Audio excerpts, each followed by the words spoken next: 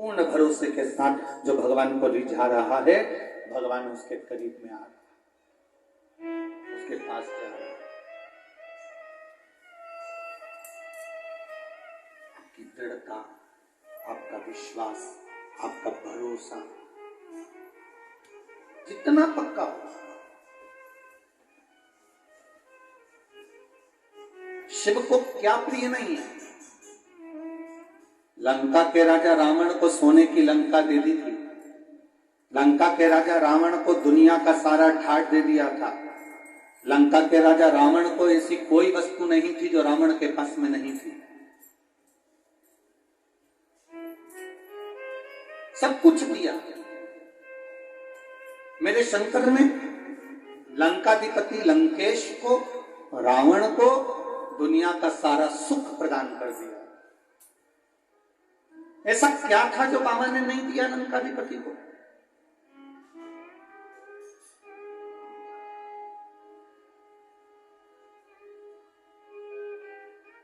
और जो रावण मांगता मेरा बाबा वो देते जाता, क्योंकि भगवान शंकर के प्रिय भक्तों में रावण की गिनती थी। भगवान शंकर के प्रिय भक्तों में रावण को गिना जाता था। प्रिय भक्तों में जो रावण मांगता वो भगवान दे देते।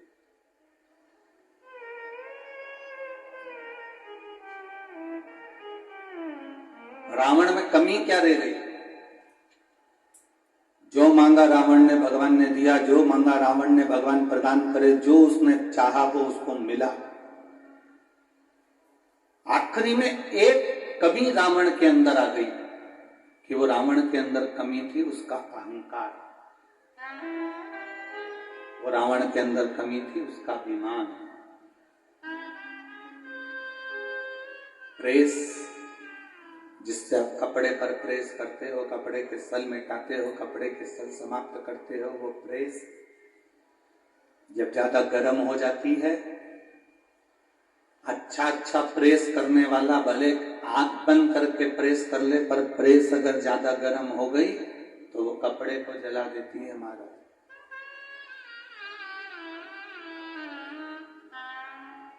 प्रेस जब ज्यादा गर्म हो जाती है कपड़े को जला देती है।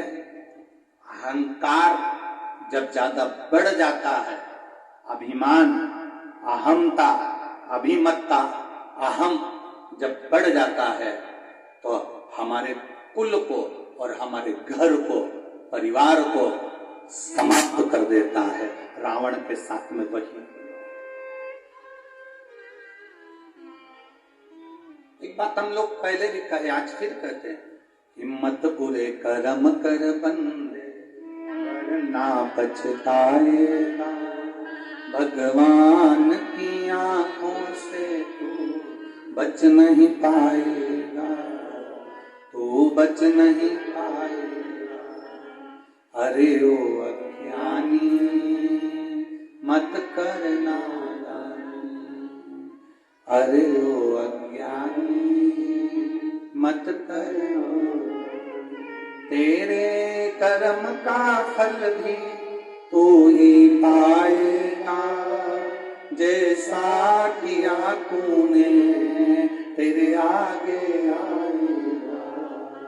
मत बुरे कर्म कर बंदे वरना पछताएगा, भगवान की आंखों से तू बच नहीं पाएगा, तू बच नहीं पाएगा। अरे ओ अज्ञानी मत करना। अपने कर्म का भोग। लंकाधिपति रावण भी ब्राह्मण था और परशुराम भगवान भी ब्राह्मण थे।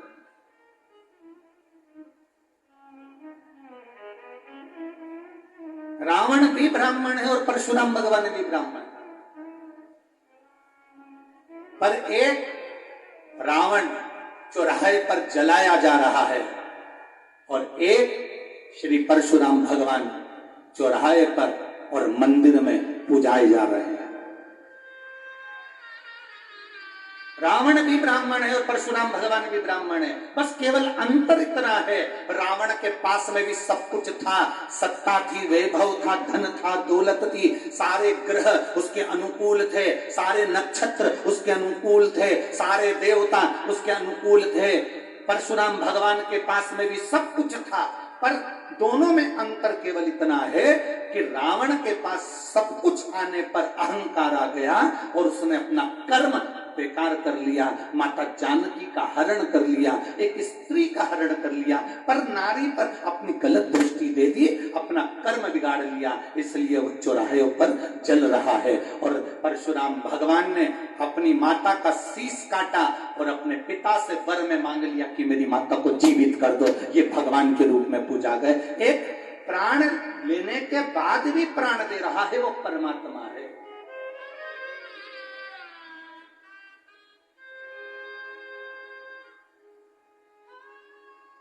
अच्छा कर्म करने का जब मौका मिले,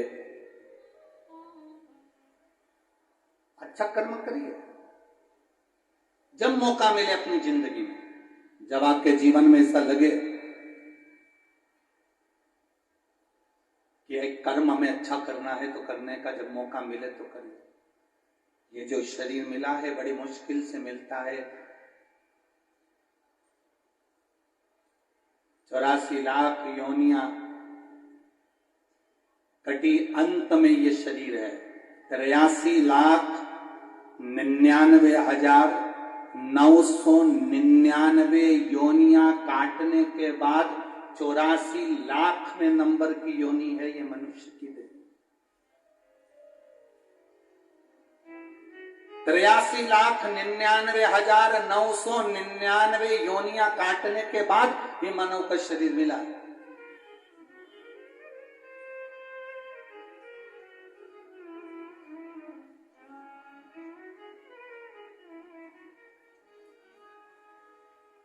एक बहू ने हमसे पूछा, गुरुजी ये बताओ कि हमारे घर में हमें टाइम नहीं मिलता भगवान का भजन करने का, हमें समय नहीं मिलता भगवान की भक्ति करने का, हम मंदिर भी नहीं जा पाते क्योंकि घर में बच्चे रहते हैं तो स्कूल छोड़ना रहता है, ये काम रहता है, वो काम रहता है। एक बहू से पूछो कितना घर में काम रहता है। गुरुजी हम बहुओं को आप कुछ बोलेंगे कि हम बहू कितनी देर भगवान का भजन कर लें। हमने कहा बहुओं से बस केवल इतना निवेदन है, जितनी देर तुम पेंसिल से लाइन खींचो और डब्बा भरो, उतनी देर लगती है, उतनी देर भगवान का भजन कर लिया, बहुत उतना। एक क्षण मेरे भगवान कृष्ण ने गोपियों से पूछा, गोपियों तुम मुझे याद करती हो क्या? गोपियों तुम मुझे याद करती हो? भगवान कृष्ण के शब्द सुनकर गोपियों ने कहा, याद करना उसी को कहते हैं, एक कृष्ण याद उसको किया जाता है जिसको भुला दिया गया हो। आप तो दिल में ऐसे बसे हो कि आपको याद करने की जरूरत ही नहीं पड़ती है। आप हमारे हृदय में बसे, आप हमारे दिल में बसे, आप हमारी चित्त में, आप हमारी वृत्ति में बसे हुए हो, तो हम आपको भुलाए नहीं तो याद क्या करें।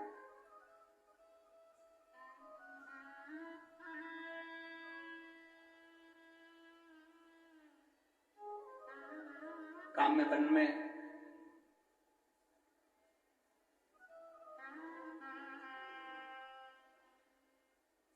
ब्रज 84 कोस के काम वन के अंदर काम्य वन में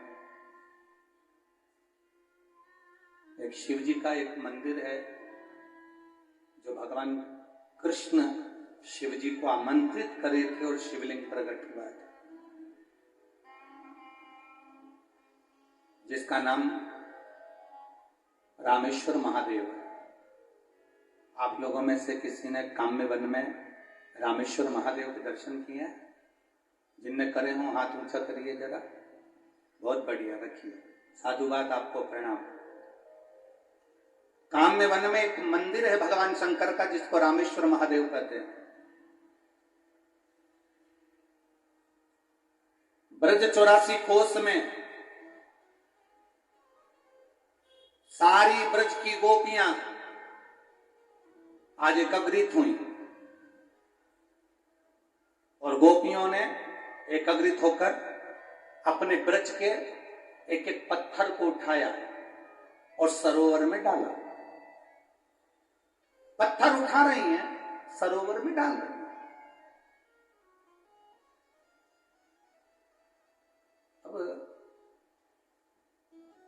श्री दामा को मालूम पड़ा कि ब्रज की गोपियां कुछ एक नया खेल खेलना सीख गई हैं। ब्रज के पत्थर लेकर आती हैं और वो पत्थर को सरोवर में डालती हैं। अब श्री दामा ने मनसुका से कहा, फिर मधुसूदन तक बात गई, मधुसूदन से फिर भगवान कृष्ण के पास बात गई, और भगवान कृष्ण के पास जब बात गई, भगवान कृष्ण के संबोधन जब मालूम पड़ा, भगवान कृष्ण के कानों में जब शब्द पहुंचा, तो भगवान कृष्ण ने पूछा, मधुसूदन क्या हुआ?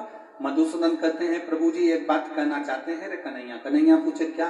ब्रज की गोपियां ना जाने कौन सा खेल लेकर आई हैं, सारे ब्रज के पत्थर उठा उठा के सरोवर में डाल रही हैं।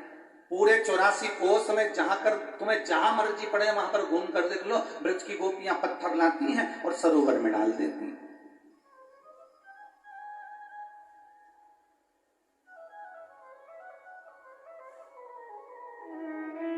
किसी ने हमसे पूछा कि ये ब्रजमंडल में ब्रज की रज दिखती है, पत्थर क्यों नहीं दिखते?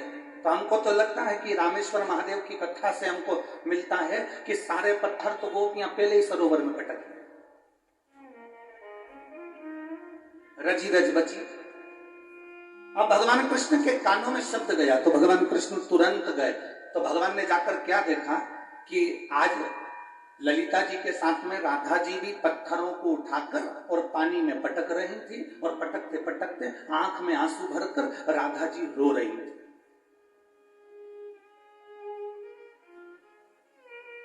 भगवान कृष्ण जैसे पहुंचे तो ललिता जी वहां से हटी और भगवान कृष्ण ने राधा जी से पूछा, राधा, हे राधा, राधा। राधा जी ने जो कृष्ण को देखा, आंख में से आंसू पोंछ कर राधा जी ने पूछा, ठाकुर तुम, कृष्ण तुम आए?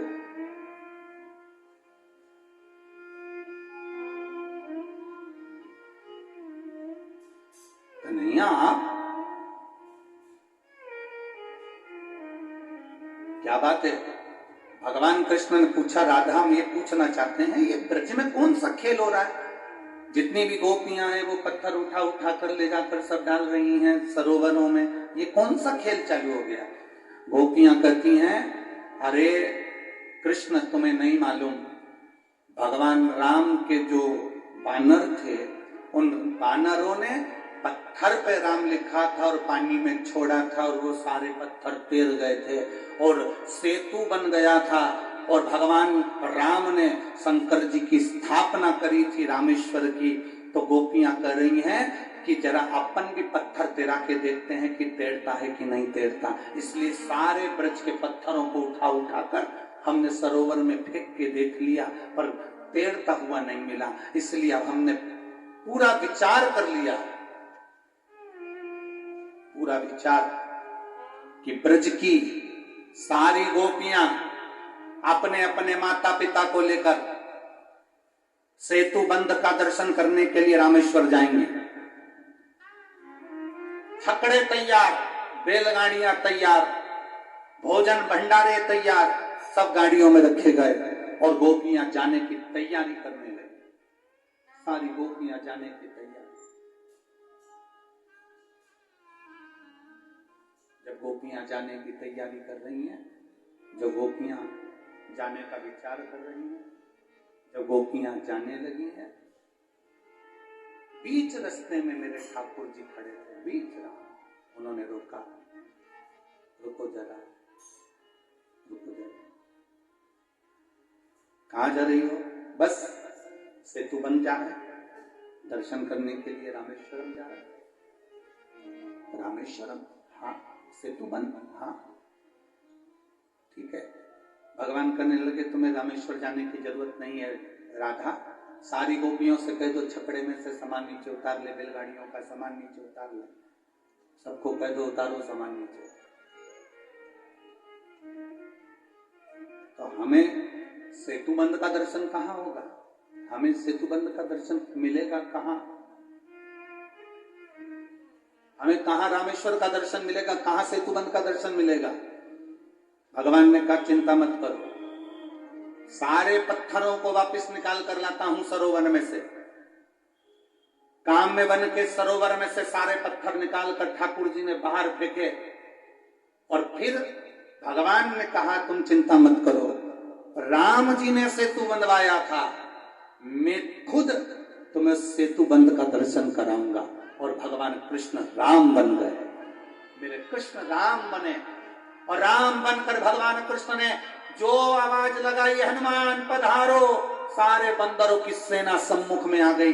एक एक पत्थर बांदरों ने उठाना प्रारंभ करे और उठाकर राम और कृष्ण का नाम लेकर बांदरों ने सेतु में के रूप में सरोवर पर फेंकना प्रारंभ करा। जो सरोवर पर फेंकना प्रारंभ करा, एक सेतु बन गया जिस पर चढ़कर मेरे कृष्ण राम बने हुए पार होकर एक रामेश्वर भगवान की स्थापना के लिए, जैसे राधा ने कहा आपने सेतु तो बांध लिया पर यहाँ शंकर तो कहीं दिख नहीं रहे, रामेश्वर तो कहीं नजर नहीं आ रहे। भगवान कृष्ण ने राम बनकर शंकर को आमंत्रित करा, बाबा आप यहाँ प्रकट हो जाओ, इन ब्रजवासियों के लिए रामेश्वर इस ब्रज की रज में होना चाहिए, आप प्रकट हो जाओ, इस ब्रज की रज में रामेश्वर प्रकट होना चाहिए। और भगवान शंकर देखते ही देखते राधा और कृष्ण के सम्मुख में शिव प्रकट हो गए, भगवान शंकर प्रकट हो गए। भगवान कृष्ण राम के रूप में थे। शिव जी ने नमन कर कहा प्रभु ये लीला का दर्शन आज तक नहीं हुआ, जो दर्शन आज आपने कराया प्रभु, मेरे भी आदेश। भगवान कृष्ण कहते हैं बाबा आप यहाँ विराजमान रहे, जो भूलवश भी काम में वन के अंदर प्रवेश कर जाए और भूलवश भी आपके शिवालय पर अगर एक बूंद जल भी चढ़ जाए तो 12 ज्योतिर्लिंग में जो ज्योतिर्लिंग है सबके दर्शन का फल आपके दर्शन से प्राप्त हो जाए। बस ये भाव से भगवान ने आप रुको, आप विराजमान। देखो दुनिया के लोग भले ना पहचाने भाई, ये मेरी ब्रज की जीजियों और मेरे ब्रज के जीजाओं,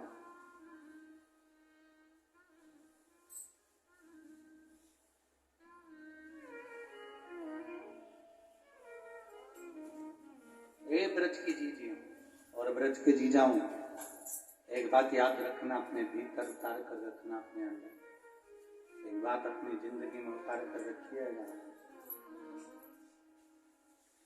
ब्रज की रज को जिस दिन आप जान गए, ब्रज की रज को जिस दिन आप पहचान गए, उस दिन आपको ये मालूम पड़ जाएगा कि कृष्ण और शिव में कोई अंतर नहीं है, शंकर और कृष्ण ये दोनों एक हैं। आप शिव भजन चाहते अब तक जाने,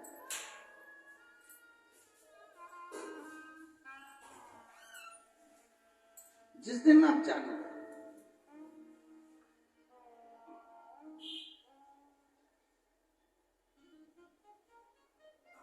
यमुना मैया निरंतर कल कल की ध्वनि कर कर बहती रहती हैं। वो यमुना के सुंदर सुखद आनंद को जिस दिन पहचान गए, उस दिन तुम्हारी जिंदगी की एक सार्थकता सिद्ध हो जाए।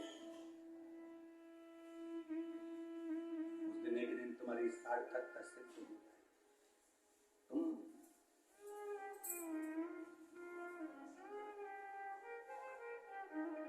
जिस यमुना जी में से मथुराधीश प्रकट हुए हैं, जिस यमुना जी में से द्वारकाधीश प्रकट हुए हैं, जिस यमुना जी की लहरों से स्वयं श्रीमद् वल्लभाचार्य जी अपने वेद और पुराणों का आनंद पाते थे, जिस यमुना जी के सुंदर संवादों में यमुना जी की तरंगों से लहरों से स्वयं मेरे श्री जी बाबा आनंद की राशि को प्राप्त कर लेते थे, वो यमुना कोई साधारण है।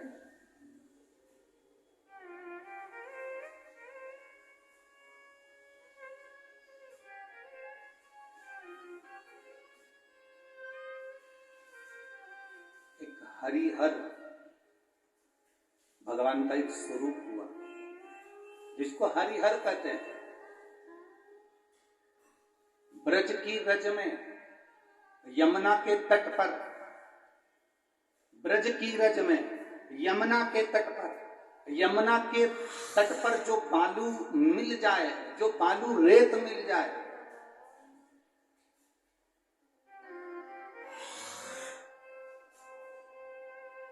उस बालू की रेत पर भी अगर हम स्नान करते समय थोड़ा सा जल लेकर बालू की 2 ढेरी बनाकर उस पर जल यमुना का समर्पित कर दें, तो हरि और हर का मिलन का सुख इसी यमुना के घाट पर हमें प्राप्त हो जाता है।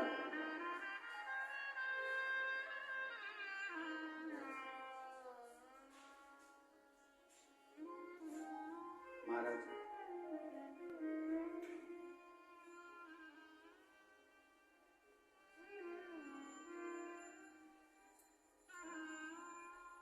थारो जल मां ब्रह्मा जी नहावे, ब्रह्मा जी नहावे डुबकी लगावे।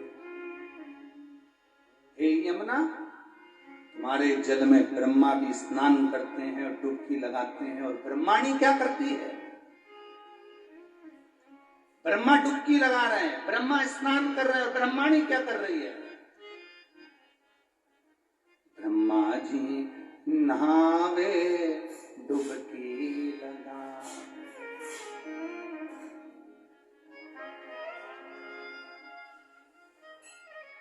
हरि ब्रह्माणी करती सेवा रे, हारो निर्मल निर्मल।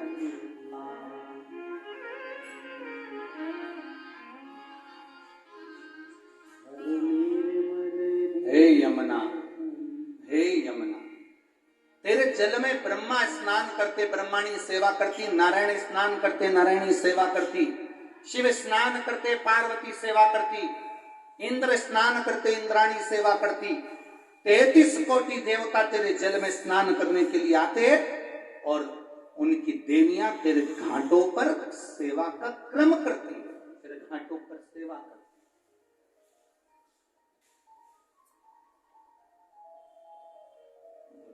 तो सहज कहां है?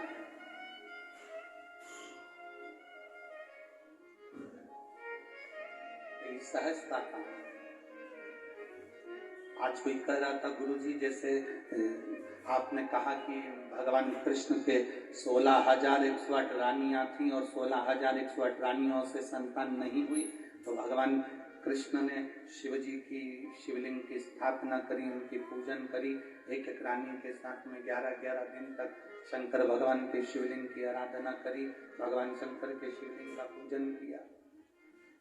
1,77,186 भगवान कृष्ण के बच्चे हुए।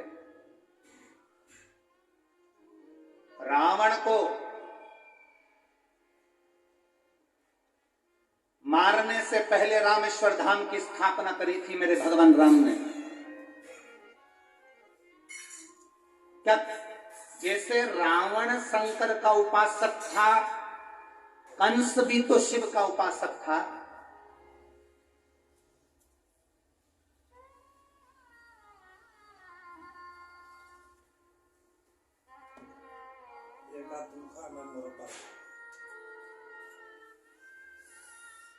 कंस भी तो शिव का उपासक था। जैसे रावण शंकर का उपासक था, और रावण को मारने से पहले राम जी ने भगवान रामेश्वर की स्थापना करी थी। तो कंस को मारने के लिए जब भगवान आए, भगवान कृष्ण और बलराम जब मथुरा में पहुंचे, तो जैसे उन्होंने रावण को मारने से पहले शिव की आराधना करी, तो क्या भगवान कृष्ण ने कंस को मारने के समय पर किसी शिवलिंग की स्थापना करी?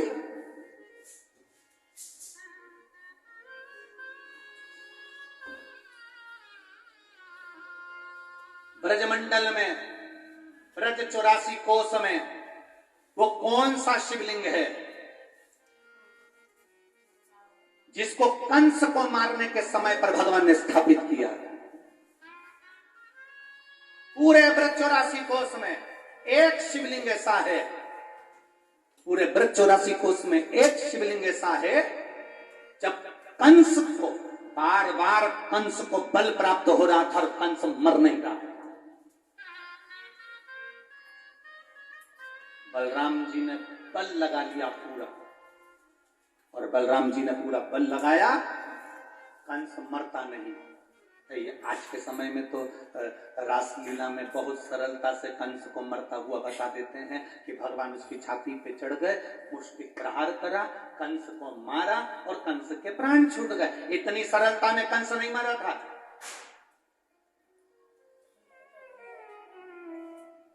राक्षसों से पीछा इतनी जल्दी नहीं छूट जाता। इतनी सरलता में कंस नहीं मरा था कि तुमने रासलीला में देखा कि बस भगवान कृष्ण आए, छाती पर चढ़ गए, मुष्टिक प्रहार करा, कंस के प्राण छूट गए। इतनी सरलता में कंस नहीं मरा है। रावण को मरने में जितना बल लगा था, रावण के लिए भगवान राम ने 7-7 कर बाण छोड़े थे, फिर बाण छोड़े, आखिरी में नहीं मरे। तब हनुमान जी को लगा बात क्या है, तब हनुमान जी ने तुरंत उसी समय पर बुलाया, उसी समय पर विभीषण को बुलाया। विभीषण बता क्या बात है, ये मरता क्यों नहीं है?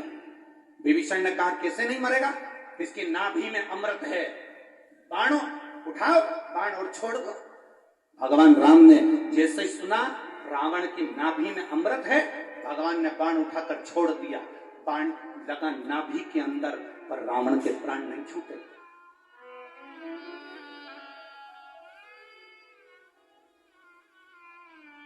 रावण नहीं मारा। कई लोग कहते हैं कि भगवान राम जी ने बाण छोड़ा, नाभि में लगा और मर गया। रावण, राक्षस इतनी सरलता से नहीं मरते, असुर इतनी सरलता से नहीं मरते, दैत्य इतनी सरलता से नहीं मरते। राम जी ने जैसे बाण छोड़ा, रावण नहीं मरा। लक्ष्मण जी को क्रोध आ गया और विभीषण को पास में बुलाया। विभीषण जरा, विभीषण ने कहा बोलिए महाराज, तूने कहा था नाभि में अमृत है, मेरे भाई ने बाण छोड़ा, ये मरता क्यों नहीं है?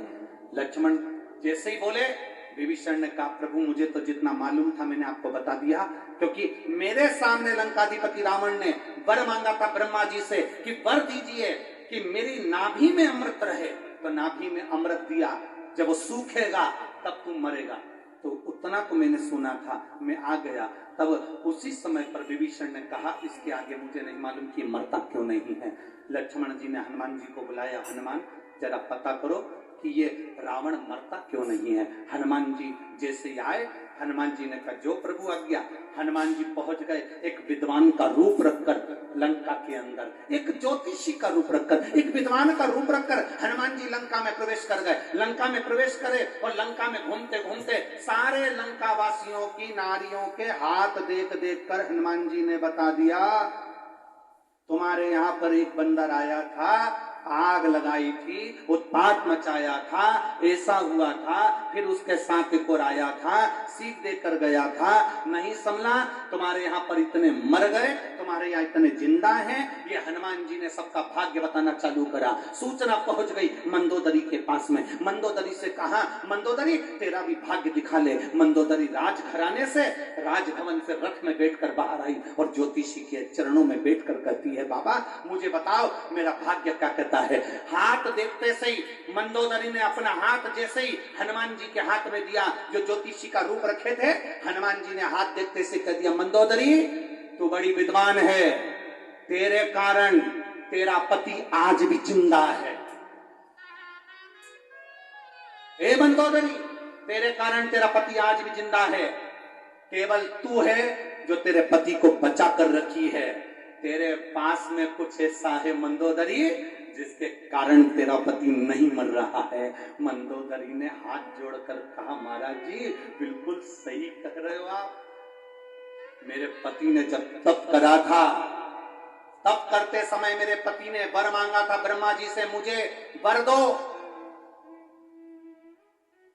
वर प्रदान करो कि मैं मरूं ना। नाभि में अमृत मांग लिया था, पर मेरे पति भी बड़े विद्वान थे, उनको मालूम था नाभि में अमृत है, कभी भी बाण छूटेगा मैं नाभि में लगेगा और मैं मर जाऊंगा। इसलिए मेरे पति ने ब्रह्मा जी से कहा था अगर नाभि में अमृत तुम दे रहे हो तो जो बाण मेरी नाभि में लगेगा वो बाण भी मुझे दो। और मेरे पति को ब्रह्मा जी ने बाण दिया, वो बाण मेरे पति ने मुझे ला कर दिया। मैंने उस बाण को अपने सोने वाले कमरे में जिसमें सोती हूं उसमें खंबे में चुनवा दिया। जब तक वो बाण राम के पास नहीं आएगा तब तक रावण मर नहीं सकता। वो बाण राम के पास आना चाहिए। वो बाण राम जी चलाएंगे, रावण को लगेगा नाभि में तब मरेगा। हनुमान जी ने अपना स्वरूप दिखाया, गदा का प्रहार किया, खंबा तोड़ा, बाण लेकर राम जी के पास पहुंच गए और वो बाण राम जी के हाथ में दिया और राम जी ने जो छोड़ा तब जाकर रावण की नाभि का अमृत सूखा, तब जाकर रावण मरा। जरा विचार करिए, रावण को मरने में इतनी लीला रही तो कंस क्या झटके में मर जाएगा?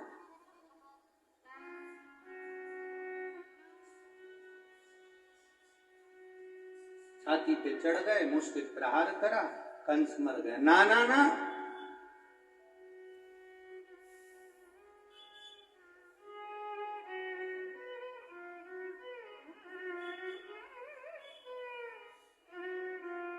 हम कहना नहीं चाहते परंतु कभी कभी मुख से बोलने में आ जाता है। 3 ऐसे हैं कि ये बहुत जल्दी टलते नहीं है। 3 ऐसे हैं जो बहुत जल्दी टलते नहीं है, जाते नहीं है, बहुत जल्दी। कौन कौन? एक बीमारी, एक भिखारी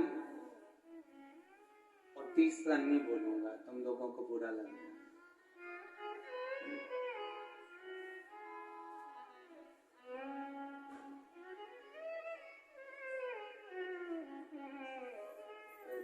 आप लोग उसको सरल सरल भाषा में कह देते हो, हमारी व्यासपीठ से क्यों ऐसा कहें? जो बहुत बेकार लोग होते हैं ना, जिसको लोग बहुत गंदा कहते हैं, वो भी 2 ही अक्षर का है। जैसे हमने कहा ना, बीमारी, भिखारी, इसी में कई एक शब्द है, वो तुम समझ जाना। तीसरा नंबर का जो होता है ना, वो भी जो दुनिया को कष्ट देता है, त्राण देता है, परेशान करता है, बहुत बहुत तकलीफें देता है, ये जल्दी से टलता नहीं, जल्दी से जाते नहीं।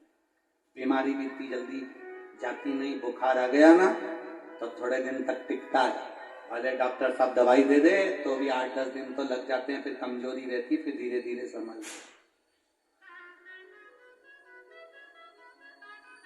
बीमारी, भिखारी भी ऐसा होता है, उसको मना कर दो, हे भाई चल चलो, तो नहीं जाएगा। देव साहब, देव साहब, देव साहब, पीछा ही पकड़ लेते। कोई चाट खा रहा है, वहां पर भी खड़े हो जाएंगे, देव साहब। अब वो बेचारा कैसे खाए जब सामने कोई मांग रहा? कैसे?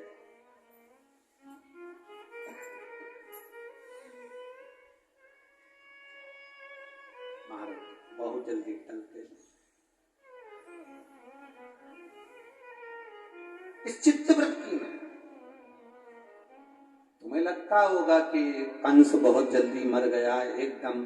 कितना अच्छा रासलीला में एक बहुत सुंदर पाठ अदा किया जाता है और कंस को छाती पे चढ़कर मुष्टि प्रहार कर कर मार दिया जाता है और कंस इतनी जल्दी मर गया। ना ना, कंस इतनी जल्दी नहीं मरा। बलराम जी ने अपना पूरा बल लगा लिया, पूरा बल, बलराम जी का पूरा बल लग गया था, तब भी कंस नहीं मरा था। पूरा बल लगा दिया बलराम जी ने, पूरा बल, तो भी नहीं मरा।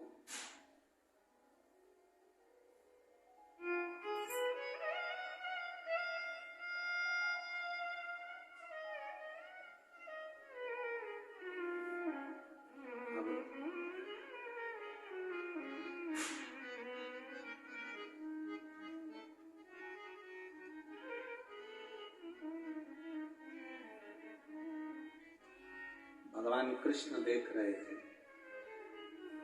ये कंस है, मरने वाला नहीं है। इतनी जल्दी बेकार लोगों से पीछा छूटने वाला नहीं है, बहुत कठिन, बहुत कठिन। शादी के और मृत्यु के, इन दोनों के दिनों को देखिएगा। शादी के जो दिन रहते हैं ना, माता पूजन हुई, मंडप हुआ, महिला संगीत हुआ, बारात आई, ब्याह हुआ, लड़की अपने ससुराल पहुंच गई, शादी हो गई। शादी के दिन चुटकी बजा से ही 5 दिन, 4 दिन, 7 दिन, 11 दिन, 21 दिन, जो दिन होते हैं शादी के तुरंत निकल जाते हैं, तुरंत। और मृत्यु के दिन, किसी की यहां मृत्यु हो गई, मृत्यु के दिन बड़ी मुश्किल से निकलते, बड़ी मुश्किल। ऐसा लगता है बहुत सारे दिन, बहुत सारे दिन। आपके इधर होती कि नहीं होती हमें नहीं मालूम, पर हमारे यहाँ उधर भी मालवा साइड में भी बहुत सारे जो जिनके पास बहुत सारा धन होता है, बहुत जिनकी तमन्नाएं, बहुत सारे शौक होते हैं, उनके यहाँ भी बहुत हमने देखा है। हमारे इधर तो नहीं होती है, हम जहाँ साधारण तरह के लोग रहते हैं वहाँ शोक सभा नहीं होती, पर जिनके शोक सभा किनकी होती है, जिनके शोक बहुत सारे होते हैं, उसको पूरा करते करते ही मर जाता है तो शोक सभा होती है।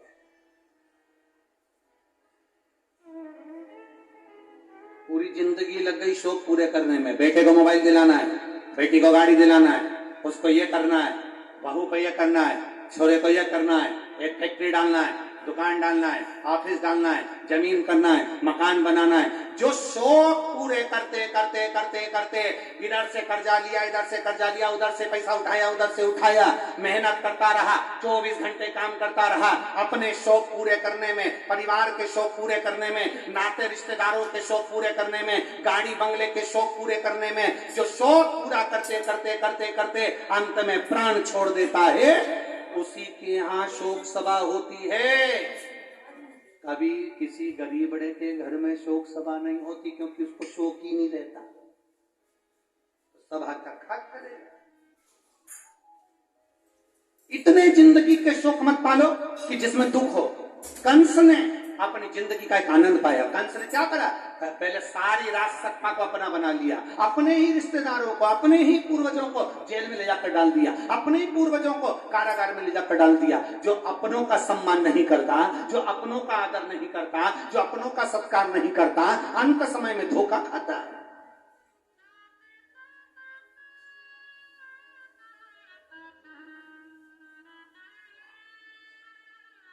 अपने घर के बच्चों को एक सीख जरूर देना, ये तुम्हारे काका जी हैं, ये तुम्हारे ताऊ जी हैं, ये तुम्हारे दादाजी हैं, ये तुम्हारी दादी जी हैं, ये तुम्हारे काका जी का लड़का है, ये तुम्हारे ताऊ जी का लड़का है, ये तुम्हारे चाचा जी का लड़का है, ये तुम्हारी बुआ का छोरा है, ये तुम्हारे काका का छोरा है, ये तुम्हारी बहन का छोरा है, ये तुम्हारे रिश्तेदार है। उसको ये बताना कि धन अपनी जगह रह जाएगा, सत्ता अपनी जगह रह जाएगी, वैभव अपनी जगह रह जाएगा, पर जब दुख की घड़ी आएगी, उस समय पर अगर कोई नहीं भी खड़ा होगा तो कम से कम रिश्तेदार 2 क्षण के लिए खड़े तो होंगे। भले उनसे आपके संबंध ठीक ना हो, पर खड़े तो होंगे।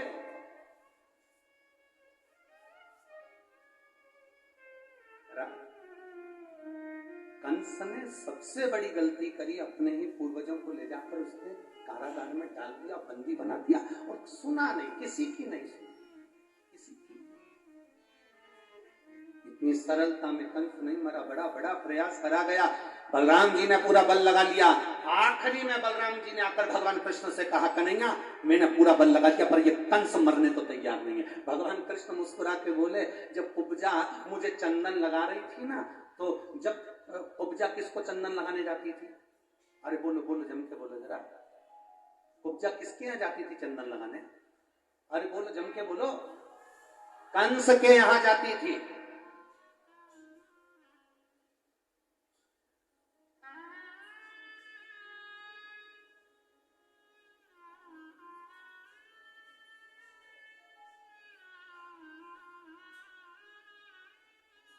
कुब्जा चंदन लगाने कंस के यहां जाती थी, आज कंस के महल में जा रही थी। भगवान कृष्ण ने रोक लिया कुब्जा को। कहां जा रही हो? चंदन लगाने। कहां जाती हो? कंस के यहां। हमको लगा दो। कुब्जा ने कहा वो कहां से आया है? राजा का चंदन है और तेरे को लगाऊंगी? भगवान कहते हैं हम भी तो देखें कि राजा के सिर पर जो चंदन लगाया जाता है और संत के सिर पर जो चंदन लगाया जाता है, उस चंदन में अंतर क्या है? हमें तो भगवान जब मथुरा में पहुंचे थे, सबसे पहले कुब्जा से ही मिले थे। चंदन, चंदन क्या? माताएं पूरे हंडी का चावल नहीं देखती, ऊपर का एक चावल निकाल कर माताएं दबा के देख लेती है पका कि नहीं पका। भगवान कृष्ण और बलराम में ये अंतर है। बलराम पूरा बल लगा दिए थे, कंस नहीं मरा। भगवान कृष्ण मुस्कुरा कर बोले भैया आप कह रहे हो कंस नहीं मर रहा, मुझे मालूम है वो इतनी जल्दी नहीं मरने वाला। क्यों? क्योंकि मैं जब इस मथुरा में प्रवेश करा था तो कुब्जा से मैंने चंदन मांगा था। मुझे जरूरत नहीं थी चंदन की, मुझे जरूरत नहीं थी चंदन की, क्योंकि मैं चंदन लगा कर आया था। मुझे चंदन की जरूरत नहीं थी, मैंने कुब्जा से चंदन मांगा था। ये जानने के लिए मांगा था कि राजा के मस्तक पर जो चंदन लगता है वो चंदन में आखिर ऐसा क्या था? क्या था ऐसा? मेरे को वो जानना था। तो बस कुब्जा चंदन की कटोरी में से जब मुझे चंदन लगाया कुब्जा में, उतनी देर में मैं चंदन की गंध से पहचान गया कि ये बल से नहीं, ये छल से मरेगा। ये बल से नहीं, ये छल से मरेगा। ये बल से मर ही नहीं सकता।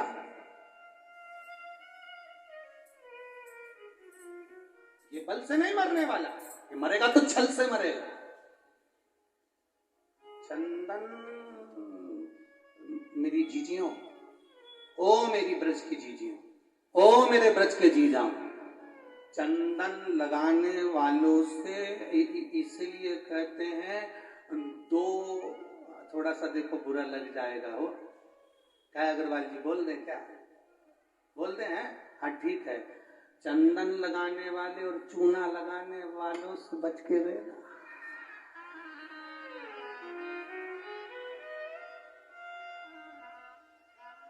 बहुत सावधानी रखना। और हम हमेशा कहते हैं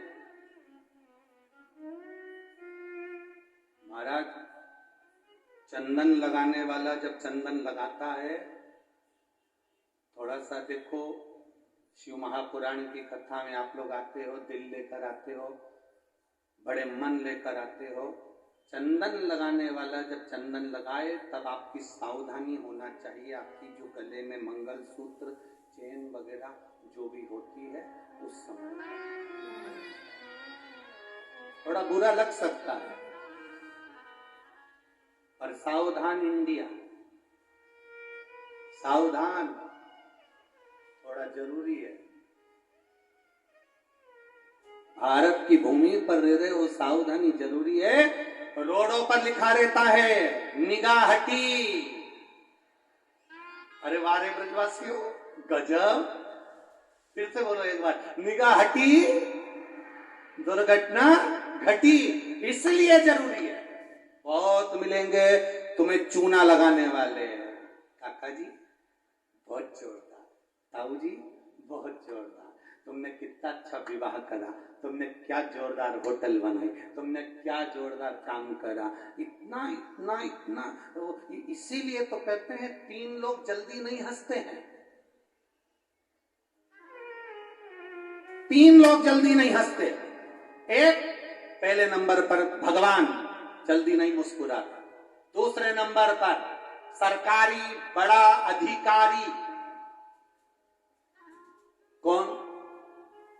सरकारी बड़ा अधिकारी, बड़े पद पर कुर्सी पर बैठने वाला जल्दी नहीं हंसता, क्योंकि उसको मालूम है हंसूंगा तो फाइल पे सिग्नेचर करना पड़ेगा। हंसता ही नहीं। तीसरे नंबर पर नगर का बहुत धनपति, करोड़पति, वैभवपति बहुत जल्दी नहीं हंसता। उसको मालूम है हंसूंगा तो दान देना पड़ेगा। हंसता ही नहीं, मुंह में दबाया तम मुस्कुराता ही नहीं। ओके सेठ जी, थोड़ा हमारे यहाँ तो ब्रज की रज में नंदगांव चले जाओ तो सबसे पहले यही काम करते हैं, घुटन घुटन चलो, और फिर क्या कहते हैं, ताली बजाओ, फिर क्या कहते हैं, अरे बोलो बोलो जरा नंदगांव में फिर क्या कहते हैं, हंसो, बोलो बोलो सही है, हंसो जम के। और नंदगांव में गोकुल में हंसाते हैं, हंसो, क्योंकि उनको मालूम है घर में सोफा सेट है, डिनर सेट है, सोने का सेट है, हीरे का सेट है, कुकिंग सेट है, बस आदमी अपसेट है। उनको मालूम, इसलिए वो कहते हैं हंस लो, मुस्कुराओ, आनंद पाओ, थोड़ा थोड़ा मुस्कुराते थोड़ा, इसलिए कहा थारो नीरमल नीरमल पानी हो यमुना महारानी, थारो नीरमल नीरमल पानी हो यमुना महारानी, ओ यमुना महारानी, ओ यमुना महारानी, यमुना महारानी, ओ यमुना महारानी, ओ यमुना महारानी, ओ यमुना महारानी, यमुना महारानी, ओ यमुना महारानी, ओ थारो नीरमल नीरमल पानी हो यमुना महारानी, थारो नीरमल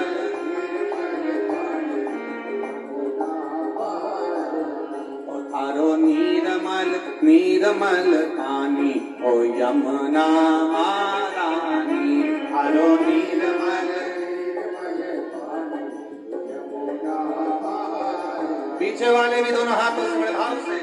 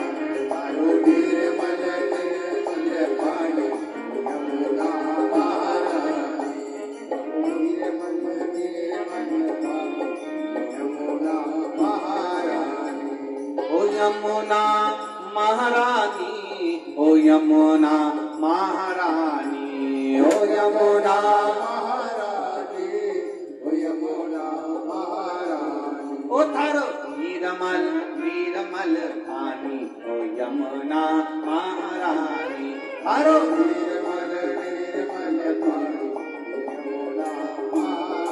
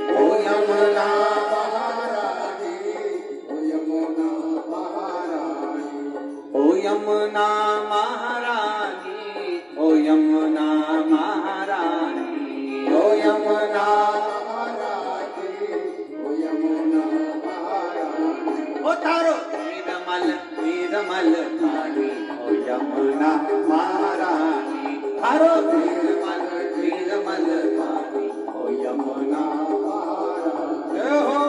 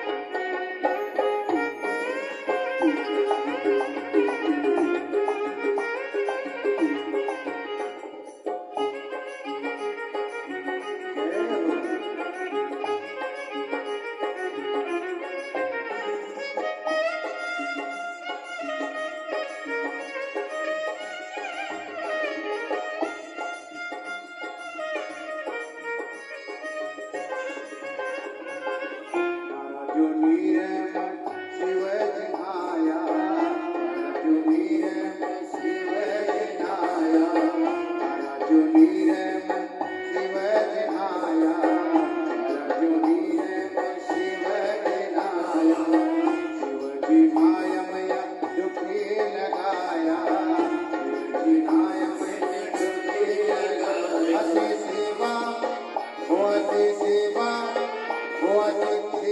करे पार्वती रानी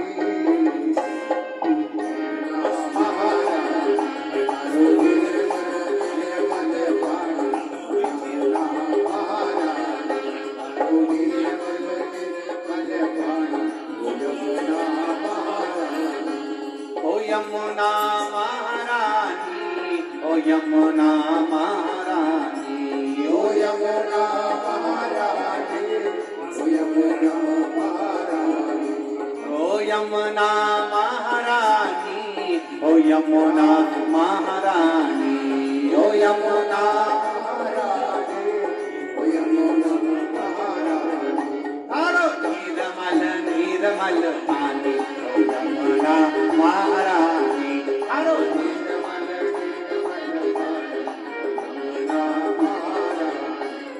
नीरमल नीरमल पानी, ओ यमुना महारानी, तारो नीरमल नीरमल पानी,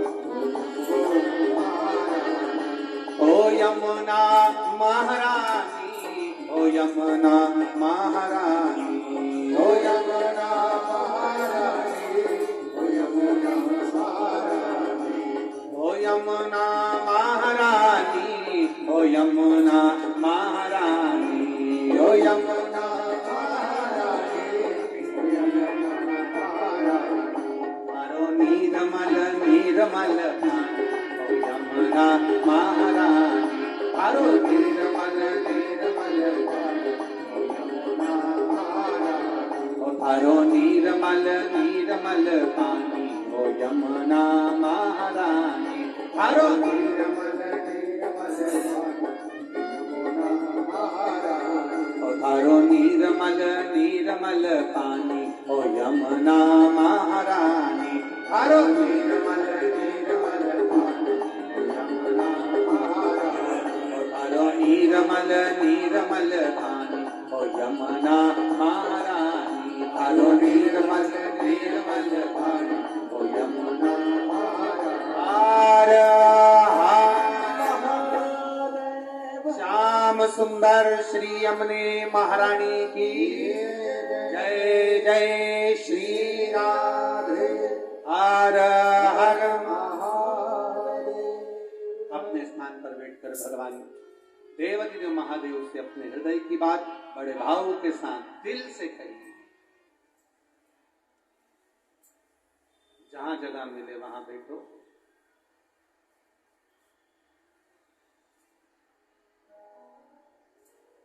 भाव से दिल से देवाधिदेव महादेव से अपने मन की बात भगवान शिव से हृदय से बाबा देवाधिदेव महादेव से कहिए। देखो शिव महापुराण में पंडाल में आप आते हैं, बैठते हैं, तो बाबा से दिल की बात कहकर ही आप बाबा से अपने मन की बात अवश्य करें। वो सुनता जरूर है।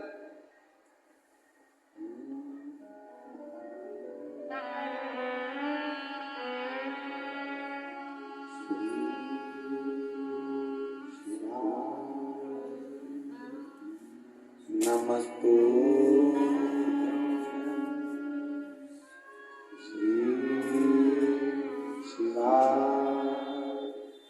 नमस्तु श्री शिवाय नमस्तु श्री शिवाय नमस्तु श्री शिवाय नमस्तु भोला सब दुख काटो भोला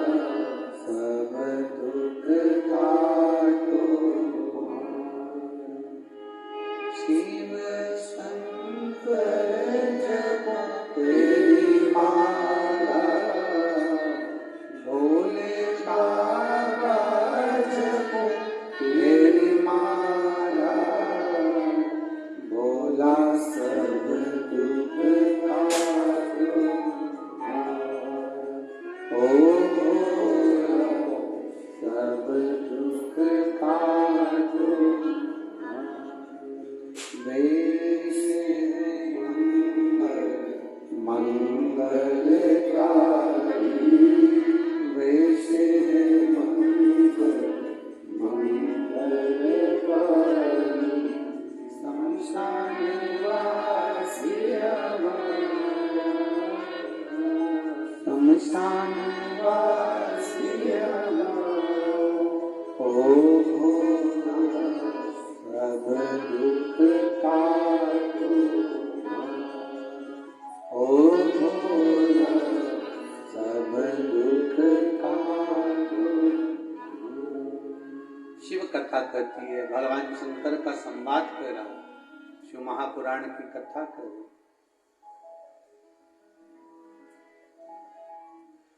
अविरलता, कंस के प्राण इतनी सहजता में नहीं गए जितनी सहजता में दिखाया गया।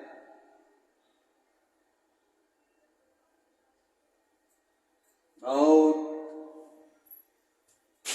मीठा बोलने वालों से बचकर रहने की जरूरत है। और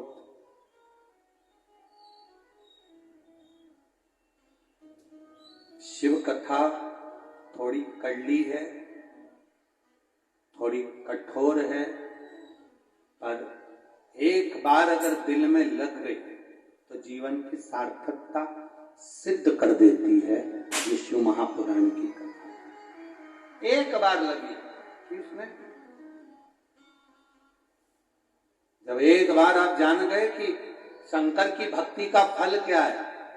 रावण को मारने से पहले राम जी ने शिव जी की स्थापना करी थी। कंस को पछाड़ने पर भगवान कृष्ण ने भी शिव जी की स्थापना करी।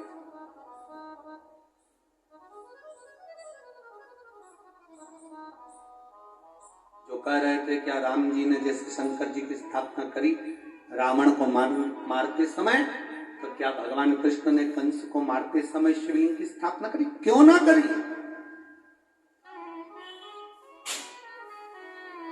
क्यों ना करी? सरलता से नहीं मरा। चंदन जैसे ही मस्तक पर मेरे कृष्ण के आया, कृष्ण चंदन की गंध से पहचान गए कि ये बल से नहीं छल से मरेगा। और सारा बल लगा लिया बलराम जी ने, पर वो नहीं मरे। कभी कभी बहुत भारी रोग हो जाए, बहुत शरीर में बड़ा से बड़ा रोग भी हो जाए, तो शंकर के मंदिर में झाड़ू लगाना, पोछा लगाना, मंदिर साफ करना, शिव जी का श्रृंगार करना, बेलपत्र उठाकर खाना, जल का आचमन अशोक सुंदरी कुंद कैश्वर महादेव के नाम से करना प्रारंभ करो, रोग से भी निदान होगा। एक पत्र आया, देखिए आज पत्र तो बहुत हैं।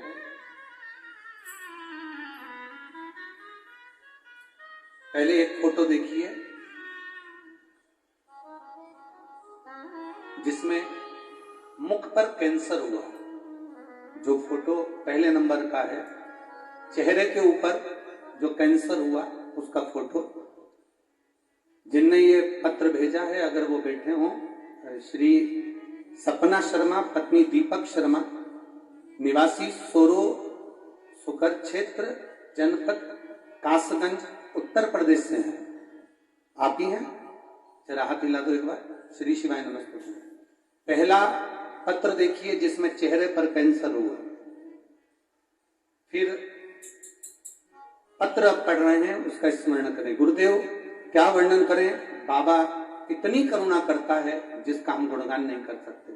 मेरे पति सन 2022 में होठ पर एक छाला हो गया, छाला इतना बड़ा हो गया कि परेशान हो गए। तभी हमने विचार किया एक बार डॉक्टर की सलाह लें। डॉक्टर को दिखाया तो डॉक्टर ने कहा किसी स्पेशलिस्ट को जाकर दिखाओ। हम जयपुर पहुंच गए। जयपुर के हॉस्पिटल में डॉक्टर को दिखाया तो डॉक्टर ने जांच के लिए बोल दिया और कैंसर का होना बताया, और मुझे डॉक्टर ने 7 दिन के अंदर ऑपरेशन करने का बोला। गुरुदेव उस समय काफी दुखी हो गए, एकदम ये कैसे रोग आ गया, हम कैसे इस रोग से निदान पाएंगे। बड़े दुखी हुए। मेरी ननंद को हमने फोन लगाया कि दिल्ली चले, नोएडा चले, वहां दिखाएं। ननंद ने कहा चिंता मत करो, आस्था चैनल पर शिव महापुराण की कथा आती है, आप टीवी के सामने बैठकर आसन बिछाकर बाबा से प्रार्थना करो। हमने आसन बिछाकर कथा सुनी गुरुदेव, पर अंतर नहीं आया। तब कथा में आपने कहा था कि झाड़ू लगाओ, पोछा लगाओ, शिव की आराधना करो। मैंने अपने पति को मंदिर भेजना प्रारंभ करा, झाड़ू लगवाती, पोछा लगवाती, शिव जी का श्रृंगार करवाती, बेलपत्र उनको खाने को देती, जल चढ़ा हुआ उनको देती, बाबा से कहती बाबा मेरे पति को ठीक कर दो, इनको औषधि दे दीजिए। रोज बाबा का औषधि मांगती। तब गुरुदेव उनको आराम नहीं लगा। तब मैंने सुना था कि रुद्राक्ष सीहोर का, कुबेरेश्वर धाम से जो रुद्राक्ष मिलता है वो औषधि का काम करता है। मैंने अपने पति को सीहोर भेज दिया। सीहोर गए, वहां से रुद्राक्ष लेकर आए। रुद्राक्ष लेकर आए, उसको हम तांबे के लोटे में गला देते, वो पानी शिव जी को चढ़ा देते, वो पानी मेरे पति पीते। परंतु गुरुदेव बहुत दिन तक जब आराम नहीं लगा तो बड़े दुखी हुए। इतने में हमारी ननंद से हमने कहा कि अपन तो ऑपरेशन करा लेते हैं। ननंद ने कहा रुको, सीहोर वाले महाराज की कथा नोएडा में हो रही है, तुम दोनों कथा सुनने आओ। हम कथा सुनने के लिए गए, नोएडा में कथा सुनी, वहां की रच को अपने शरीर पर लगाया, बाबा से रोज रोज विनती करी बाबा कुछ तो कृपा करो। गुरुदेव वहां पर कष्ट तेज होने लगा। जब कष्ट तेज हुआ हम उनको लेकर वापिस जयपुर गए। जयपुर में जाकर फिर वापिस जांचें प्रारंभ हो गई, और जब जांचें प्रारंभ हुई, शिव कृपा कैसी होती है बाबा, रुद्राक्ष जो सीहोर का है उसके पानी की करुणा क्या होती है बाबा। हम जैसे जयपुर में पहुंचे, हॉस्पिटल में डबल से जब जांच होना प्रारंभ हुई, जब सारी रिपोर्ट नॉर्मल आ गई और कैंसर समाप्त हो गया। ये शिव तत्व है। हाथ हिला दो एक बार, हर हर महादेव। अब स्वस्थ हो, वो गठानपुरी चली गई, चेहरा साफ, शिव कृपा। श्री शिवाय नमस्तुभ्यं। शंभु कृपा करता है, वो ओघड़ी है शिव। एक पत्र और एक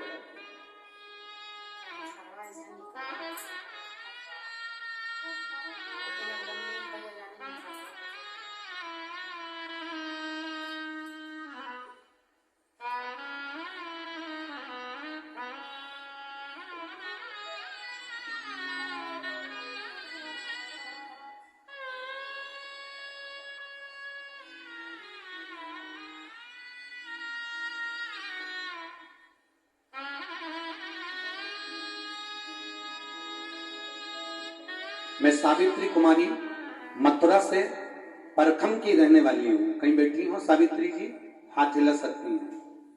सावित्री कुमारी मथुरा से परखम की रहने वाली हूँ। मेरा मोबाइल नंबर ये है। गुरुदेव शिव जी का मैं क्या वर्णन करूं। मेरा बच्चा 8 साल से बोलता नहीं था।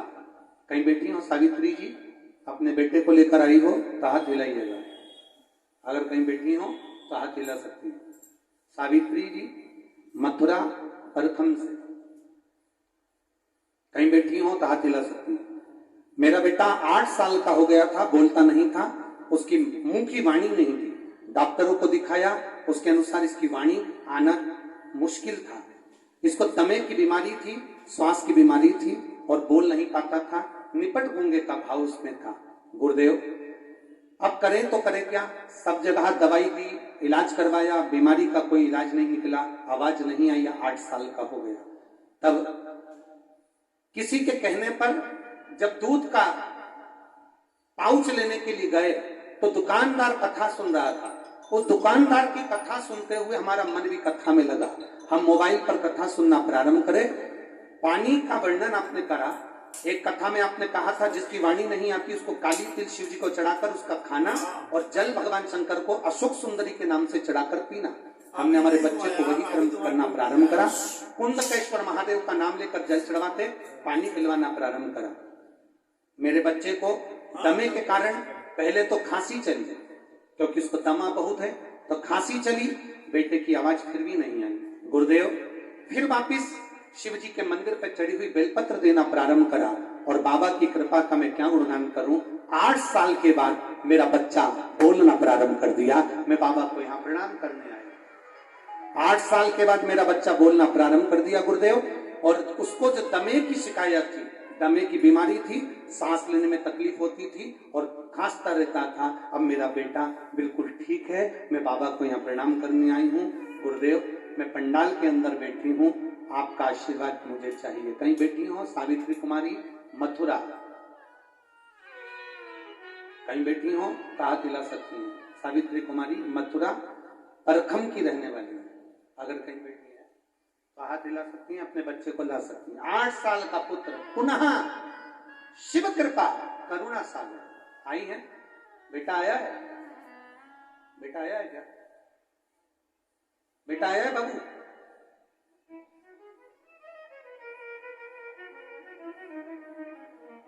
हाँ, लिया उसको, लिया लिया लिया लिया। अरे लुटा दिया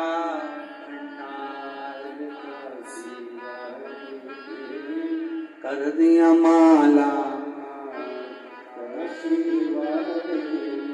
शिव तत्व, भगवान शंकर का गुणगान, शिव की भक्ति, आपका जितना चित्त, जितना मन शिव में रमा सकते हो रमा लो,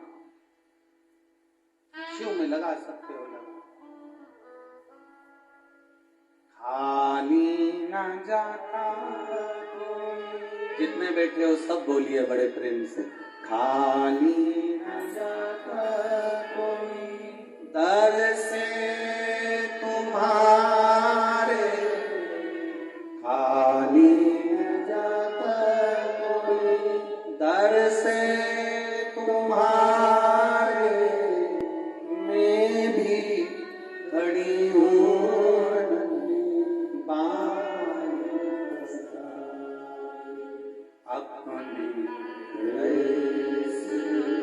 लगा लो,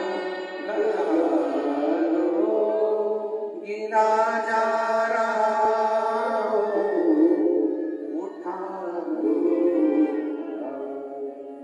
भोले अपने दर से अब तू न टालो, गिरी जा रही हो, उठा लो। शिव कथा है, शिव करुणा सागर की कथा है। आपका भरोसा, आपका विश्वास, आपकी दृढ़ता फल प्रदान जरूर करते हैं। एक कोसी वालों, कोसी नगर की मेरी माताओं, जीजियों और मेरे जीजाओं, और जितने ब्रज की धरा पर आप लोग कथा सुनने के लिए आए हो, भले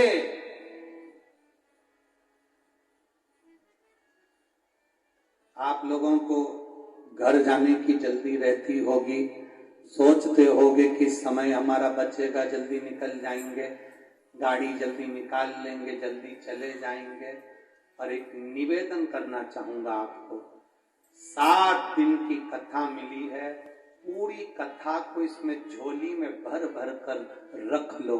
आरती हो तब तक बैठ कर इस कथा का लाभ लो, और आरती होने के बाद उस भूमि की रज को अपने शरीर पर लगा कर जाओ। तो क्या देगा वही जान सकता है, उसके ऊपर वो शिव है। ओ घड़ी अकाल मृत्यु हो मरे, जो काम करे चंडाल का, और काल उसका क्या बिगाड़े, जो भक्त हो महान काल का। जैसे उस माँ ने लिखा कि हम नोएडा गए कथा सुनने के लिए, पंडाल में बैठे पर कष्ट बढ़ गया। हम कहते हैं वो कष्ट नहीं बढ़ रहा था, जो शरीर में रोग था ना, कथा सुनते सुनते बाबा उसको खींच रहा था, खींच रहा। शरीर में जो रोग है उसको बाबा खींच रहा है। माता पिता है नहीं?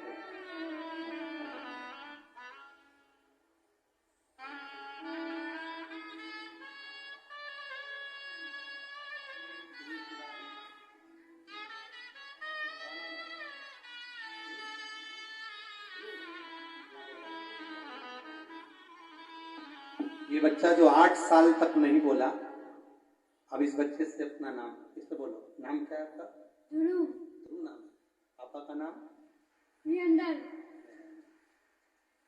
श्री शिवाय बोलो। श्री श्री शिवाय शिवाय नमस्तुभ्यम। सुंदुदाय। श्री शिवाय श्री शिवाय नमस्तुभ्यम। संदु। श्री शिवाय श्री शिवाय नमस्तुभ्यम। संदु। एक बार जोरदार ताली। बहुत बहुत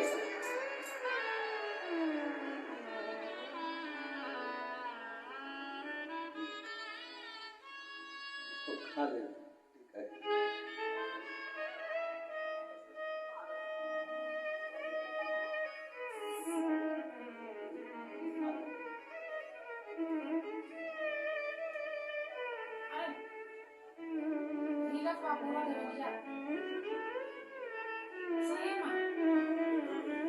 अरे खाली न जाता कोई दर से तुम्हारे,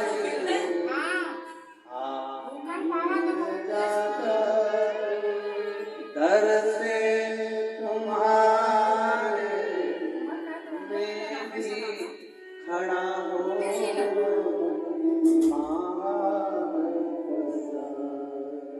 अपने लगा लो गिरा जा रहा उठा लो। उसको दिल से जो 8 साल बाद भी डॉक्टर कह रहे कि इसकी वाणी नहीं आएगी, और 8 साल बाद भी जो आवाज दे सकता है वो डमरू वाला ही हो सकता है। 8 साल बाद भी जो वाणी दे दे। आपको हो सकता है कि जल्दी हो कि हम जल्दी जाएं, पहुंच जाएं, घर पहुंच जाएं, जल्दी जाएं, पर हमारा निवेदन तो केवल इतना है कि 7 दिन ये कथा के यजमान ने जो कथा रखी है, श्री सुभाष चंद्र जी अग्रवाल, श्री सौरभ जी अग्रवाल की मेहनत कर कथा का जो लाभ मिल रहा है, कार्तिक महीने में इसको बटोर लो, ले लो जितना ले सकते, जितना ले सकते। हम ऐसा हमारे नाम जाने की हमारे और नाम है बेटा है। हमें सबसे ज्यादा खुशी एक बात की है कि इतने पत्रों में, ये जितने पत्र आपने भेजे हैं, इन पत्रों में सबसे ज्यादा पत्र मेरे बेटा बेटियों की नौकरी के हैं, जिनकी सरकारी नौकरियां लगी। इन पत्रों में कम से कम 60% पत्र ऐसे हैं जिसमें सरकारी नौकरी मेरे बेटा और बेटियों की लगी। इसकी प्रसन्नता है। 60% पत्र इसमें ऐसे हैं जिसमें नौकरी लगी है बच्चों की, उसकी प्रसन्नता है कि हमने वहां कथा सुनी थी, हम भूमि पर बैठकर कथा सुने थे, 7 दिन की कथा सुनकर गए, बाबा से प्रार्थना कर कर गए, और बाबा ने हमको सरकारी नौकरी दी। हमने मेहनत करी, अपना बल लगाया, और बाबा की कृपा। कर्म करो, मेहनत करो, पूर्ण करो, उसका फल मिलता मिलेगा। शिव कथा कर भगवान चंदन से पहचान गए थे मेरे ठाकुर। क्यों? मेरे ठाकुर को उपजा के चंदन की क्या जरूरत पड़ गई? उनको क्या जरूरत चंदन?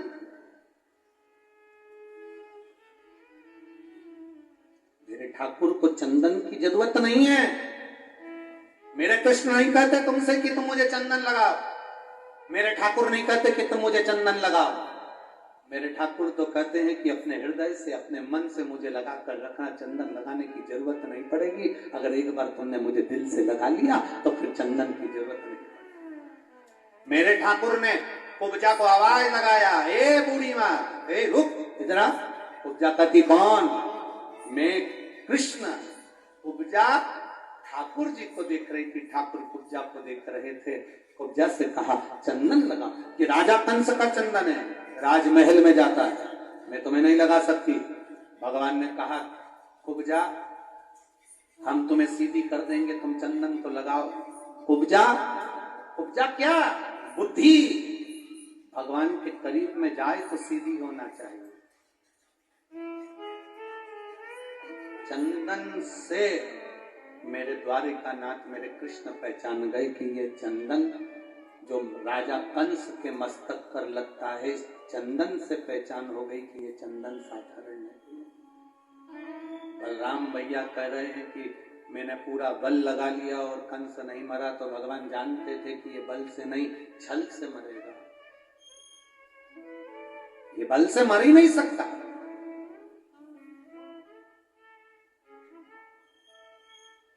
फिर छल क्या करा?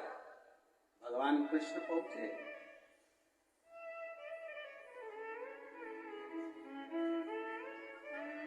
आज मेरा द्वारकानाथ कंस के सामने नहीं पहुंचा, आज मेरे द्वारकानाथ कंस के सम्मुख में नहीं पहुंचे, आज मेरे द्वारकानाथ ब्रज की रज में, रंग महल में, जहां पर कंस के साथ में युद्ध होना था, उस युद्ध मैदान में पहुंचने से पहले मेरे बाबा, मेरे भगवान कृष्ण शिव का स्मरण कर रहे हैं, शिव भक्ति में लीन।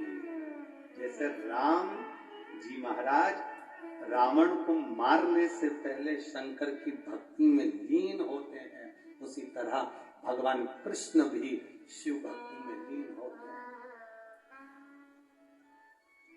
हैं। ये दुनिया के लोग हैं जो भेद कर सकते हैं। कई लोग कहते हैं हम शंकर का नाम नहीं लेते, कोई कहता है हम शंकर के मंदिर का प्रसाद नहीं खाते, कोई कहता है हम शिव के दरवाजे नहीं जाते, कोई कहता है हम शंकर को नहीं भजते। हम उनसे कहते हैं, जो कहते हैं हम शंकर का प्रसाद नहीं लेते, शंकर के मंदिर नहीं जाते, शंकर के दरवाजे नहीं जाते, उनसे निवेदन है मरने के बाद शमशान जाओगे। दक्ष प्रजापति ने अपने जमाई शिव जी को श्राप दिया था कि तू शमशान में निवास करेगा। तो शमशान क्या है? शंकर भगवान का घर। जिंदे जी नहीं जाओगे तो मर कर जाओगे, जाओगे उसी के।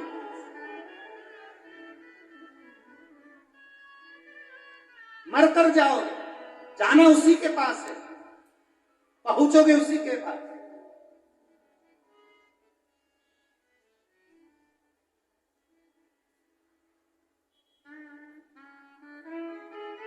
जो ज्यादा भाव खाता है वो बाद में बड़ा और पाव खाता है, इसलिए ज्यादा भाव नहीं खाना, ज्यादा टेंशन लेकर ज्यादा ऐसा नहीं सोचना कि मैं क्या हूं, मेरी सत्ता क्या है, बेभाव क्या है, मुझे जानते नहीं हो। कई लोग कह देते हैं तू मुझे पहचानता नहीं है।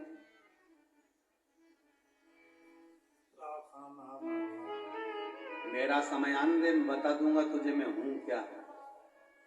और बीमार पड़ गया, छाती में दर्द हो गया,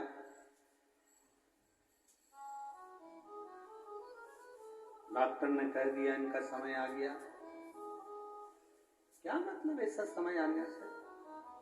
अरे मत बुरे कर्म कर बंदे वरना पछताएगा, भगवान की आंखों से तू बच नहीं पाएगा, तू बच नहीं पाएगा। अरे भाई, अगर तबीयत खराब होगी, शरीर में रोग होगा, बुखार आएगा, अगर तबीयत खराब होगी तो कोई भी तुम्हारा हाथ पकड़कर तुम्हें घर तक, किनारे तक, कुर्सी तक छोड़ देगा। बोलो सही है कि गलत है? अरे बोलो, जम के बोलो जरा, सही है ना? तबीयत खराब होगी तो कोई भी तुम्हारा हाथ पकड़ लेगा, तबीयत खराब होगी तो कोई भी तुम्हारा हाथ पकड़ सकता है। और जब समय खराब होता है तो कोई हाथ नहीं पकड़ता, केवल एक महादेव हाथ पकड़ता है, केवल एक शिव कालदर्शी के सिवा कोई हाथ नहीं पकड़ता। और अंत समय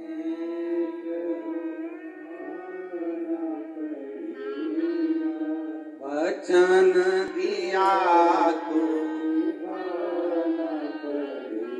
बीमारी में कोई भी हाथ पकड़ लेगा, तबीयत खराब होगी कोई भी हाथ पकड़कर डॉक्टर के पास ले जाएगा, हॉस्पिटल ले जाएगा, घर छोड़ देगा, गाड़ी में बिठा देगा।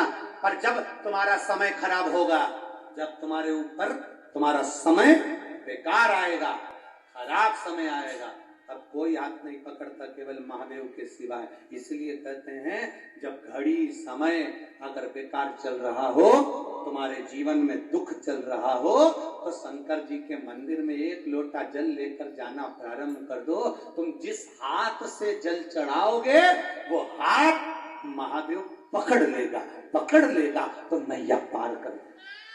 हाथ कोई कह रहा था गुरुजी ये आप कहते हो कि शिव जी को जल चढ़ाओ तो वो हाथ पकड़ लेते हैं, ऐसा होता है क्या? हमने कहा बिल्कुल होता है। पानी में ऐसा रहता है क्या कि पानी चढ़ाओ तो हाथ पकड़ लेता है? हमने कहा तुम्हारे लाइट के बोर्ड में करंट रहता है, खटके लगे रहते हैं, हाथ गीला कर कर खटका चालू कर कर देखना, कितना भी अच्छा बोर्ड हो करंट मार ही देता है।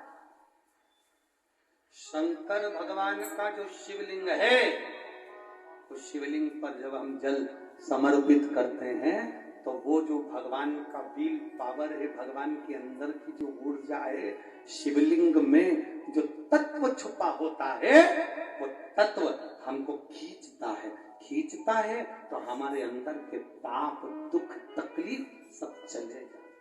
सब बहुत कम लोग होते हैं जो शिवलिंग को जान पाते हैं। मेरी जीजी और मेरे जीजाओं, बहुत कम लोग होते हैं जो शिवलिंग को जान पाते हैं, बहुत कम।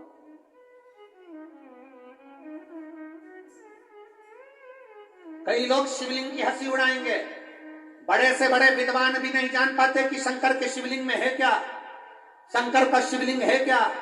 काशी के शिवलिंग में, भीमा शंकर के शिवलिंग में, केदारेश्वर के शिवलिंग में, चकलेश्वर के शिवलिंग में, भूतेश्वर के शिवलिंग में, गोपेश्वर के शिवलिंग में, त्र्यंबकेश्वर के शिवलिंग में, वैद्यनाथ के शिवलिंग में, केदारनाथ के शिवलिंग में, सोमनाथ के शिवलिंग में, मल्लिकार्जुन के शिवलिंग में, रामेश्वर के शिवलिंग में आखिर है क्या?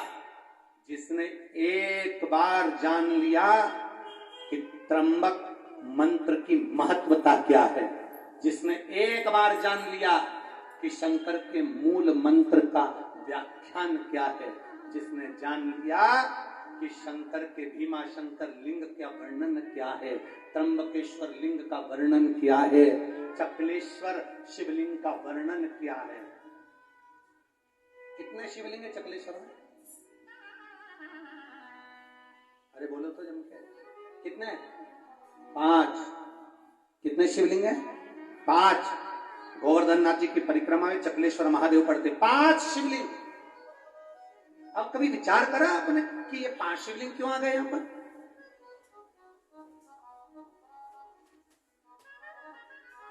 किसके कहने पर आ गया?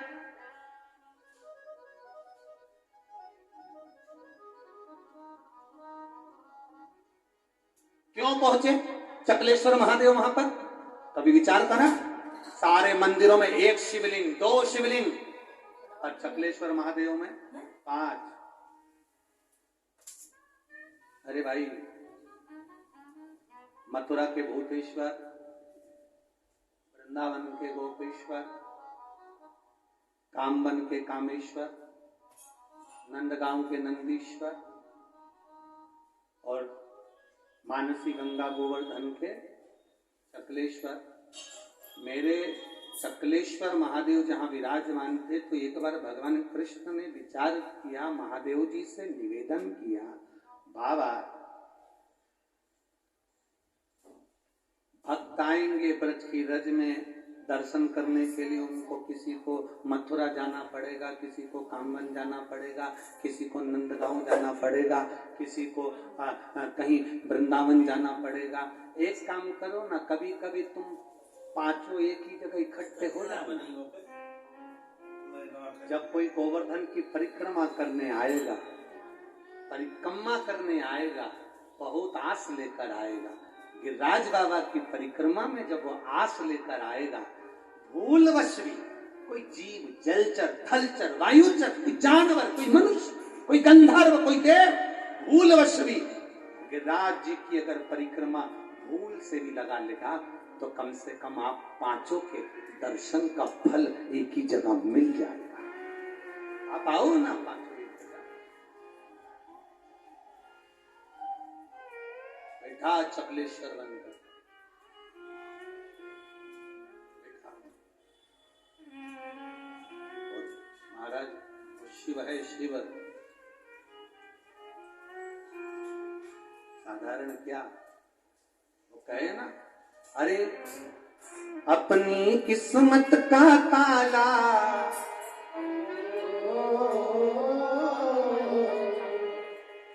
अपनी किस्मत का ताला तुम खोलते चलो, श्री शिवाय नमस्तुभ्यं तुम खोलते चलो, श्री शिवाय नमस्तुभ्यं तुम खोलते चलो, अपनी किस्मत का ताला अपनी किस्मत का ताला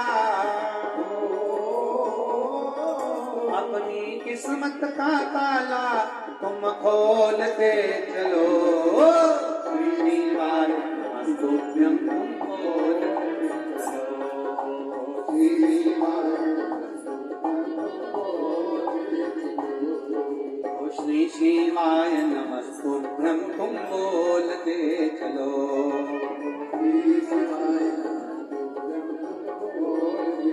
बाहर वाले भी दोनों तरफ वाले आनंद के साथ।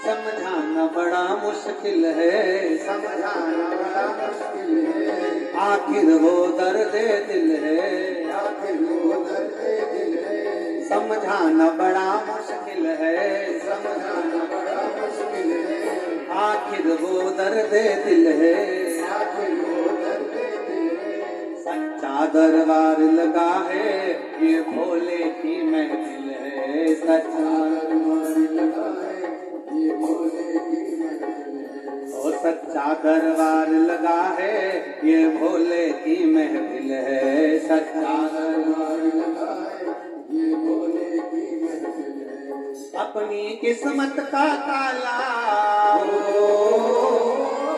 अपनी किस्मत का ताला अपनी किस्मत का ताला तुम खोलते चलो,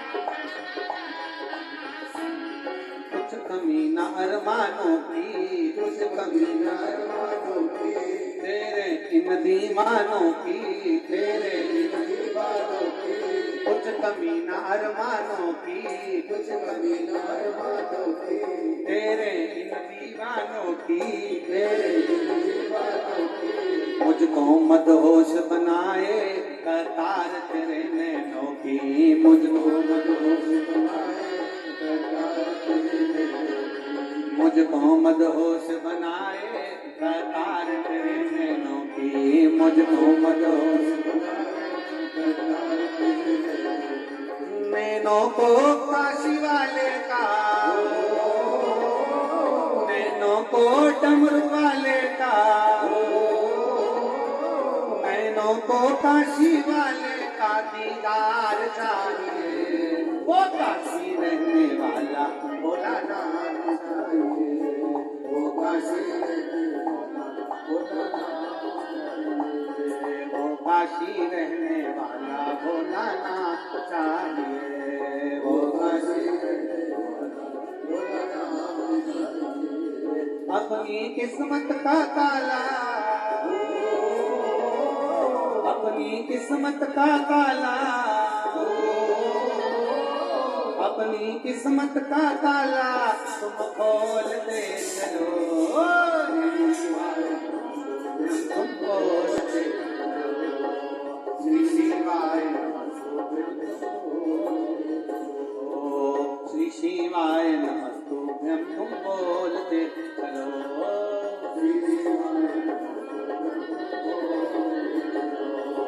श्री शिवाय नमस्तुभ्यं, तुम बोलते चलो, श्री शिवाय नमस्तुभ्यं, तुम बोलते हर हर महा।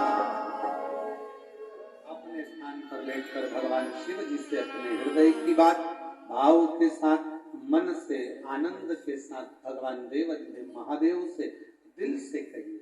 बाबा से प्रार्थना करो, बाबा मेरे दुख काटो, आपकी कृपा चाहिए। अपने मन का जो भाव है शिव जी से जरूर कहें, सब दिल से अपने उच्च स्वर में बाबा को पुकारते हुए कहें। श्री शिवाय नमस्तु, श्री शिवाय नमस्तु, श्री शिवाय नमस्तु, श्री शिवाय नमस्तु, श्री शिवाय नमस्तु। भोला सब दुख काटो, ओ भोला सब दुख काटो, शिव शंकर जपो तेरी माला, भोले बाबा जपो तेरी माला, भोला सब दुख काटो, ओ भोला सब दुख काटो। वेश वेश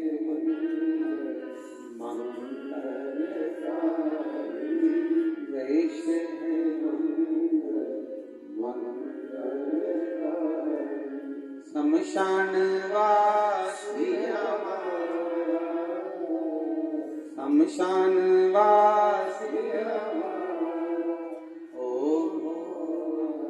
सब दुख काटो, ओ सब दुख काटो। जिसने शिवलिंग को पहचान लिया वो जान गया।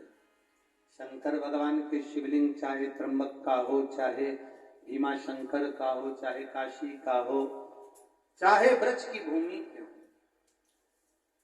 जो शिवलिंग को नहीं जानते वो व्यर्थ की बात करते हैं, पर जो शंकर के शिवलिंग को जान गए कि शिवलिंग में क्या बसा है, वो पहचान गए कि 33 कोटि देवताओं का तेज शंकर भगवान के उस स्वरूप के अंदर समाहित होता है, जिसको हम शिवलिंग कहते हैं, जिसको हम शिवलिंग कहते हैं। भगवान शिव का तेज पुंज उस शिवलिंग के अंदर हमारे बीच में। ब्रज भगवती ब्रज के परम पूज्य संत हनुमान जी महाराज के परम भक्त श्री सियाराम बाबा आज यहाँ पर पधारे हैं। एक बार जोरदार ताली बजाकर भगवान शंकर की भक्ति को, अविरल भक्ति को सुख पाना। शिव कथा कर रही है, भगवान शंकर का संवाद कर रहा है, शिव महापुराण की कथा कर रहा है। हम इस संपूर्ण जितने पंडाल में लोग भक्त लोग बैठे हैं शिव जी के, और जितने टीवी के माध्यम से कथा सुन रहे हैं या मोबाइल पर कथा सुन रहे हैं, उनसे एक बात जरूर कहें, आप शंकर भगवान के शिवलिंग को नहीं पहचानते, भगवान शंकर के शिवालय को नहीं पहचानते, शंकर के शिवलिंग में क्या समाहित है आप नहीं जानते, तो निवेदन है कि शिवलिंग की, शिवालय की कभी कोई निंदा मत करो, कभी अपने मुख से कोई ऐसा शब्द मत बोलो जिससे शंकर के भक्तों का दिल दुखे। शिव हृदय में जान गए ठीक, ना जाने मर्जी।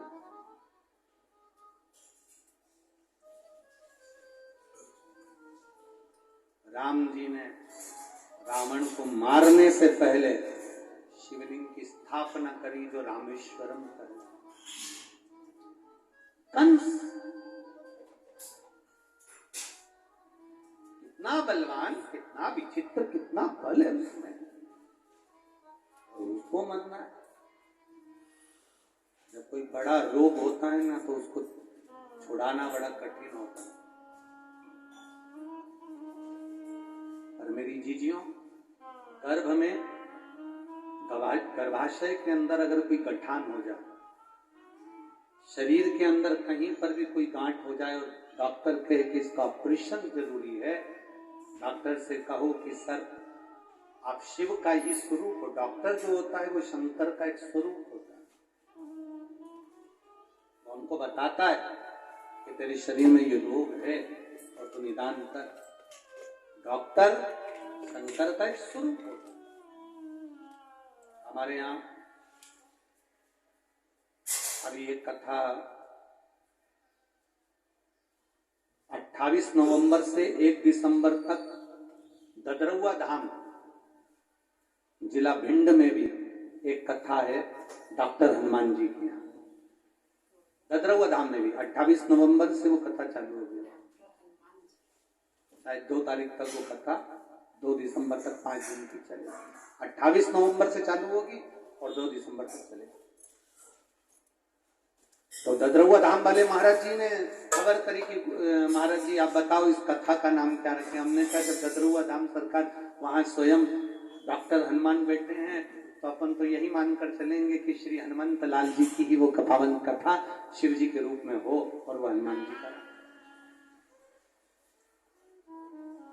एक कथा 5 दिसंबर से 11 दिसंबर तक जलगांव महाराष्ट्र की भी पवित्र धरा पर होने वाली है। जलगांव की भूमि 5 दिसंबर से 11 दिसंबर तक। वहां के लोगों ने पूछा हमारी कथा का क्या नाम रहे। हम उनसे इतना ही कहेंगे आपके यहाँ बड़ा महादेव का एक बड़ा जलाधारी मंदिर है, प्रयास करेंगे कि शंकर का जो शिवलिंग छोटे से छोटा रहता है और बड़े से बड़ा सा रहता है, उसका स्वरूप क्या होगा, घर में शिवलिंग की आकृति कैसी होना चाहिए। हम शंकर का पार्थिव शिवलिंग बनाए तो उसकी आकृति कितनी है, अपने घर के पास में मंदिर में शंकर का शिवलिंग कितना बड़ा होना चाहिए, वो हम जलगांव महाराष्ट्र की कथा में 5 दिसंबर वाली कथा में उसका वर्णन करेंगे। और धूलिया में जो कथा होगी 15 से 19 नवंबर की, उस कथा में वर्णन रहेगा।